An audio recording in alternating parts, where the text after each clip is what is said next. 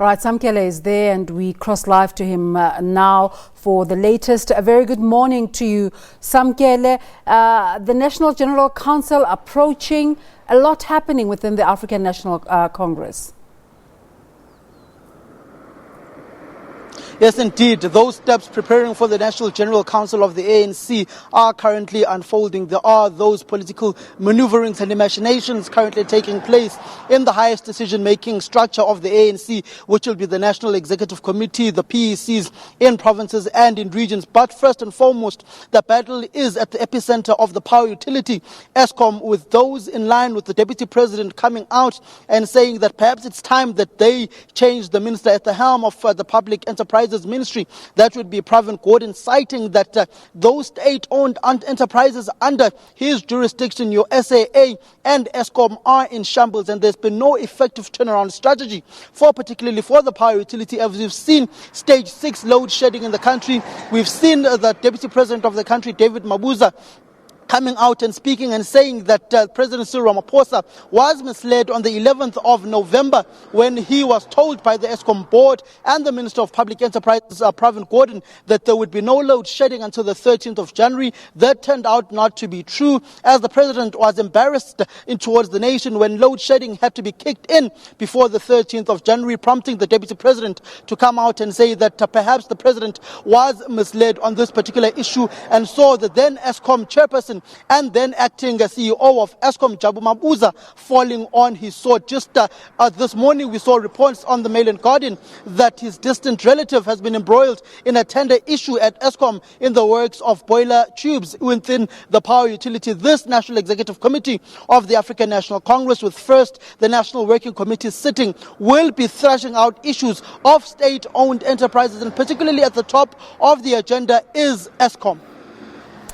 We've never seen, this is unprecedented, we've never before seen such extensive lobbying for a cabinet minister to be removed. Previously, when cabinet ministers have been said to be ineffective, you've seen the African National Congress come up to support them. What is different this time?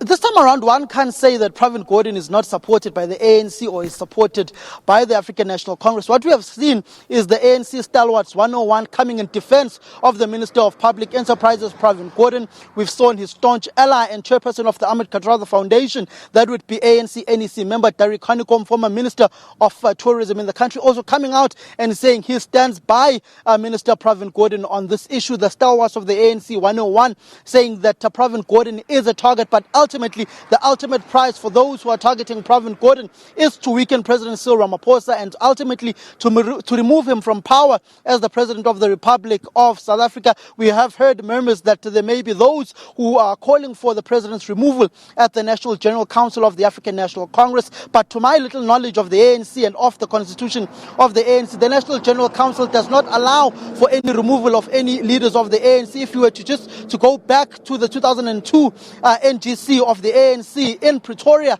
where there were those murmurs of the removal of the then Deputy President Jacob Zuma, it was the then NGC of the ANC at the time at the University of Pretoria that came in and reinstated the Deputy President of the ANC at the time, which gave credence to that notion that the National General Council of the ANC does not have any powers to remove any sitting leader of the top 6 of the ANC. But when it comes to issues of Pravin Gordhan, there have been that sense of unhappiness, particularly by those who are perceived to be part of the so-called Fight Back campaign, who are targeting Pravin Gordhan, who are bringing up issues of him basically creeping in to state-owned enterprises, which has been referred to as interference from the minister's part. At some point, engaging with some executive at Eskom, they did allude to that there is some sort of interference by the Minister of Public Enterprises, Pravin Gordhan, and they've alluded that he tends to speak about operational issues of the power utility, which is supposed to be something that is spoken about by the executives of Eskom. But speaking to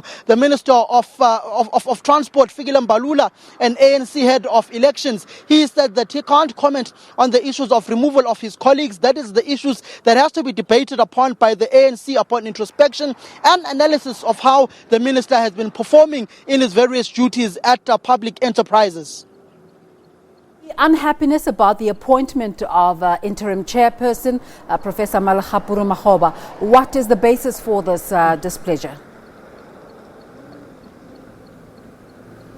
Some are raising issues, particularly which were raised by our business editor or economics editor, Thandeka Kubule. They were saying that Professor Lekgotla Makgoba doesn't have any experience when it comes to the corporate environment in South Africa. He's always been in academia and does not have corporate and business experience in the country, as opposed to Jabu Mabuza's tenure when he was announced as the Eskom board chairperson in 2018, when we were outside here in St. George's Hotel, when the then president of the country and the then deputy president Cyril Ramaphosa decided to basically dissolve that Eskom board and have a new board which was chaired by Jabu Mabuza, when then the deputy president of the country and then president of the ANC after the Nasrec conference, Cyril Ramaphosa, in 2018 was going to the World Economic Forum. That's when Jabu Mabuza was announced as there was an issue whether it was going to be him or Nhlanhla as the Eskom board chairperson. Jabu Mabuza coming out triumph at the time, but he had business experience. He had other skills of other board members coming into the Eskom board at the time. This time around, business doesn't seem to be pleased with the appointment of the interim board chairperson, who's largely known to be the ombudsman for health in the country, also known to be a vice chancellor then at the University of KwaZulu-Natal. Largely, his career has been in academia rather than in the corporate and business environment. So business being a little bit skeptical about the interim chairperson of the board of Eskom. Those are some of the issues that will be ventilated here at this National Working Committee, the NEC of the ANC, and ultimately the cabinet, the ANC NEC Lekgotla, which will be set the precedents for the cabinet Lekgotla, which will take place later on this month, going towards the early month of February. So there are those concerns that are being waged upon within the business fraternity and then within the political realm, but it does certainly look like the issue of Eskom will dominate here. As to the future of the Eskom board, which the president said a new reconfigured board of Eskom will be announced in due time, which will work in collaboration with the chairperson of the war room looking into issues of Eskom, which will be chaired by the Deputy President of the country, David Mabuza, working side by side with the Minister of Mineral Resources and Energy, Gwede Mantashe, and the Minister of Public Enterprises, Pravin Gordhan. But ultimately, this NEC sitting after 2 p.m. this afternoon, going on towards tomorrow afternoon, will be debating the future of the Minister of Public Enterprises, Pravin Gordhan. There is some sense of unhappiness, particularly with some within the National Executive Committee of the African National Congress, who are raising issues of performance by the minister, saying he fought a good fight when it came to issues of state capture and corruption, particularly within the era of President Jacob Zuma, but he has simply not delivered what has needed to be delivered within state-owned enterprises. When you look at how SAA is in shambles, how Eskom is failing to generate electricity, they may have gotten the issue of corporate governance right, but the core business of Eskom is to generate electricity and ensure electricity generation to the country and to the grid. That has not yet happened, so his future will be debated upon in this National Executive Committee of the ANC and Lekgotla and the NWC currently sitting now. Samkele, it's all good and well that they're ventilating on these issues, but what sort of decisiveness are we expecting to come out? South Africans are really looking out to these kind of gatherings to see if we can see a semblance of leadership.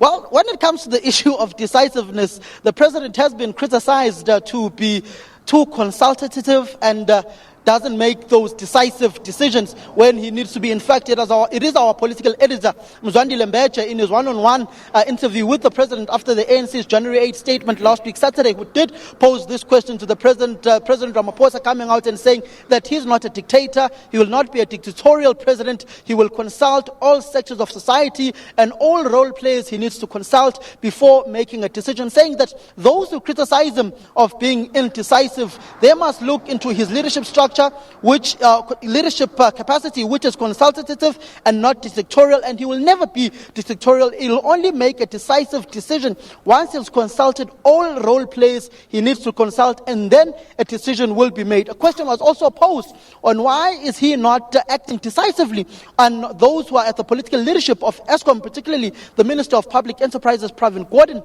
on this issue of him being misled by the board, by the chairperson of the board, then Jabu Mabuza, and by the minister, the president saying that he will deal with those issues later. Currently, what he is dealing with is the sustainability and the effectiveness of Eskom, and to ensure that there is energy generation in the country so that there could be economic growth, there could be a stimulus, or there can be those who will come in to pump in monies into the South African economy so it can be kick-started again so that it can create jobs. But at this point in time, those political issues will be dealt with later and not at this point in time. But he's going to face an uphill battle in this National Executive Committee with those who are saying that Eskom, particularly the Treasurer General of the ANC, Paul Mashatile, has been quoted on the record as saying that Eskom must be taken back to the Department of Minerals and Energy under the leadership of the Minister Gwede Mantashe. That's not a new debate, that's an old debate within the ANC, but it seems to be revived, and it seems that one top 6 member of the ANC is already convinced, that would be the Treasurer General Paul Mashatile, that Eskom must go back to energy and be removed from the Minister of Public Enterprises. That would be Minister Pravin Gordhan.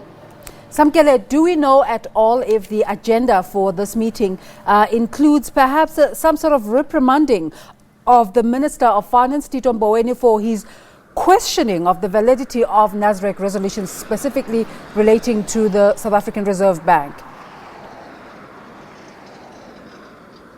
That issue will definitely come up in the National Executive Committee meeting after 2 o'clock, and particularly it may even come up in the National Working Committee meeting, which sets the agenda for the NEC on the utterances of the Minister of Finance, Tito Mboweni, on the nationalization of the Reserve Bank. These aren't new utterances by the Minister. He said these particular words in 2018 after the 2017 NASREC conference of the ANC, that the ANC perhaps took a wrong decision when it comes to the nationalization of the South African Reserve Bank, saying that 90% of the revenue currently generated by the Reserve Bank is taken back to the Treasury Fund, which goes back to the fiscus of the country, and only 10% of the funds within the South African Reserve Bank goes to its shareholders, saying that why nationalize something you already own when 90% of the funds from the Reserve Bank go into the fiscus already. So Tito Mboweni has been adamant on these issues. Yesterday, engaging as the government leader towards the South African towards the World Economic Forum in Davos, Tito Mboweni is saying that he doesn't want to speak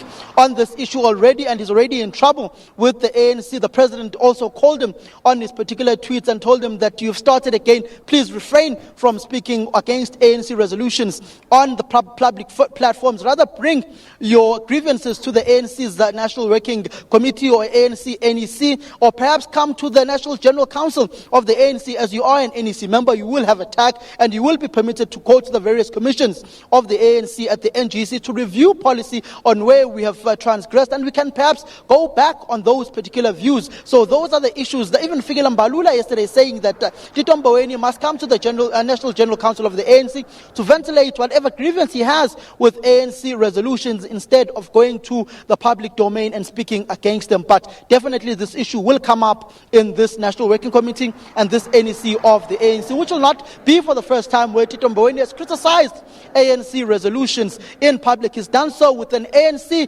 PEC resolution of Gauteng to scrap e-tolls. You remember that spat in 2019 rather. He had with the likes of MEC of Kwakta and Human Settlements in Gauteng, Lebogang Maile, who spoke out against Tito Mboweni, Tansnim Butara, who's an ANC PEC member in Gauteng, and Bones Mudisa, who's the spokesperson when they went against Tito Mboweni, who said that e-tolls will definitely go ahead and will definitely stay, and they will not be scrapped. The Premier of Gauteng and Provincial Chairperson David Makura also had to come in the mix and tell Tito Mboweni that he is not the President of the Republic of South Africa. It's only the President who can give clear direction. Tito Mboweni is just a subordinate of the President as a cabinet minister in Treasury. He's not the alpha and omega of government and of the African National Congress. So Tito Mboweni has had his fair share of drama when it comes to criticizing ANC resolutions and having ANC leaders come down on him like a ton of bricks. Of course, the other conversation, that upcoming 2021 local government election. We've seen local government elections, by-elections in places such as the Northwest, bringing up surprising results. Yes, indeed. The ANC is effectively preparing for the 2021 local government elections. Yesterday, in that press briefing that the ANC head of elections, Samkele Maseko, had ahead of their victory in Mamusa local government, local municipality in the Northwest Province, after they decided to dissolve that particular council after infighting within their deployees through their Premier Job Mahoro, Samkele Maseko saying they are now oiling their machinery, gearing up for the 2021 local government elections, saying that they are preparing to take back those specific metros that they lost, Johannesburg, Tshwane, and Nelson Mandela Bay. You'd also remember that as it currently sits, Nelson Mandela Bay doesn't have a mayor, with the ANC voting with the Democratic Alliance to vote out the then mayor, executive mayor of NMB. That would mean Mbongameli Mbobane of the UDM. Samkele Maseko saying that Mbobane ran amok within particular municipality. They now have to oil their machinery. They now have to have proper guidelines in the selection of councillors and public representatives for the ANC come the 2021 general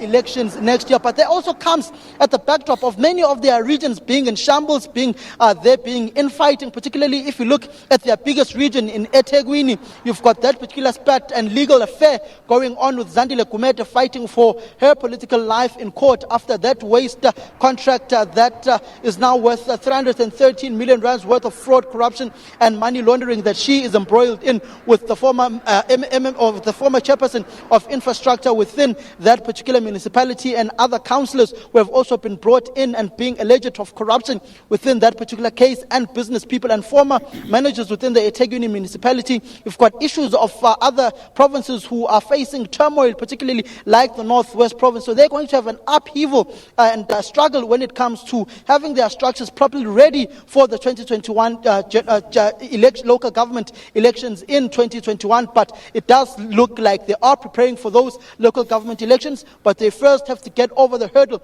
of the National General Council, and then the issues of regional conferences and provincial conferences then kick in. Remember that provinces like Mpumalanga still have to have their provincial conferences. You've got PGC that's got to take place in the province of Limpopo. You've got regions in KwaZulu-Natal that are currently outdated and have to go to regional conferences like eThekwini region, like Greater KwaDukuza region, which was also dissolved by the PEC of KwaZulu-Natal. You've got regions that are currently outstanding and that are troublesome in the Eastern Cape, like Nelson Mandela Bay region, which has seen a lot of turmoil and was dissolved by the ANC NEC, which has seen troublesome ANC members like Andile Lungisa refusing to step down as MMCs in NMB before Bongameli Mbobane was voted out of council within that particular municipality in Nelson Mandela Bay. So the ANC has a lot of organizational problems and also governance issues when it comes to their municipalities. You remember Samkele Maseko tweeting that his home metro Mangaung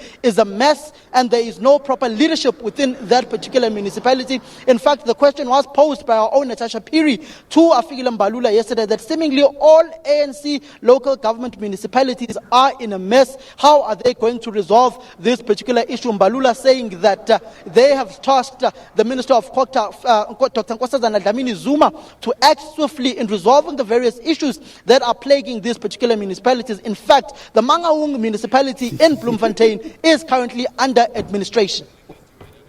Quite a lot to go through, but thank you so much for setting the scene for us, Samkele. Our colleague there, Samkele Maseko.